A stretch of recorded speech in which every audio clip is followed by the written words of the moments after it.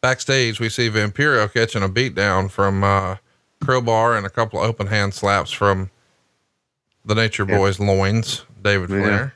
All right. So we've gone about 5 minutes into the show right now, and we still don't have a match. We're still trying to explain the card, which is, it's not the right thing to do, but in light of what is going on here, it is the right thing to do.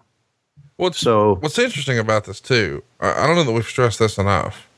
Billy Kidman's going to wrestle 3 times on this show. You saw the graphic earlier, Triple Threat Theater. We got 3 Billy Kidman matches on this same pay-per-view. As a reminder, the reason I brought up Eric Bischoff, he's been gone for 4 months and 1 week. He went home on September 10th, 1999. Of course, we're here January 16th, 2000. Almost immediately, they would slide, Vince Russo into that spot in October. And you see how long that lasted. Here, we've already got everybody's upset and wanting to make some changes.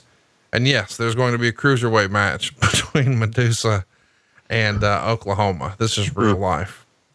Well, that's entertainment, right? Well, we're going to find out. Let me say this. The Oklahoma character was obviously a knock on Jim Ross, or, because I don't think that, I may be wrong. I don't think JR, you know him from the podcast. I don't think he got along that well with Vince Russo. He did not.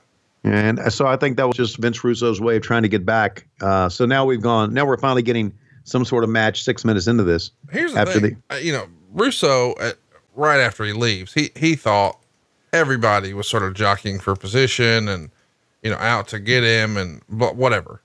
Right. Since then, I think, he's a different guy, and I don't think that's necessarily the case. And I think that him and JR are just fine. But yeah, they are just fine. But obviously this idea was less than awesome and was hurtful, not just to JR, but to Jim's wife. And I think that's probably the part that, he struggles with is he's like, it's wrestling. They're just, fucking assholes, whatever. Right. But when there's family involved asking questions, man, that puts you in a bad spot. Yeah, it did. But, as the company guy, I was going to go ahead and do whatever they wanted to do. And we'll talk more about it. The bad part about the whole Oklahoma thing was they kind of made fun of the Bell's palsy. The good thing about the whole Oklahoma thing was that Ed Ferrara was so talented and so funny.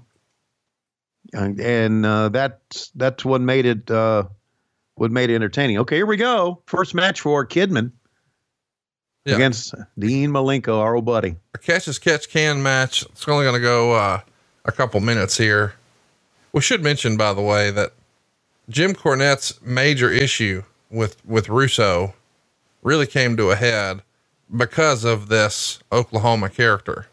Oh, really? That Russo felt like, he could do that, just annoyed the shit out of Cornette. And he would say, I'm going to slap the shit out of him or something like that, because he mocked a friend of mine. And that's the reason there were threats of slaps and spits and everything in between, if memory serves. Okay. Hogan and Nitro, New World Order and the Crow, Thunder Russo, Arquette Champ, Vinnie Mac, simulcast. Tony's back with Conrad, not your classy podcast. Watch along, try not to laugh. Lowest rules, cat back. This wasn't the initial plan. Tom Zigg's a good-looking man.